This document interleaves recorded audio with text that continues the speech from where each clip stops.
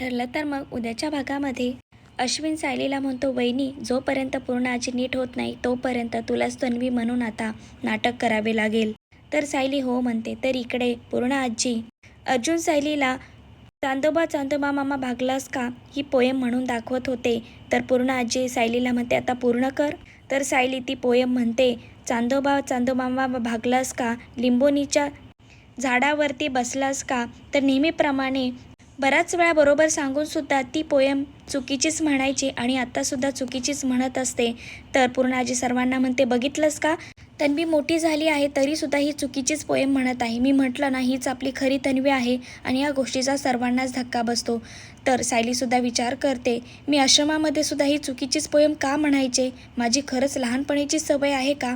आता सर्वांना पटलेले असते सायली हीच खरी तन्वी आहे. असं सिरियलच्या डेली अपडेट पाहण्यासाठी माझ्या चॅनलला सबस्क्राईब करा.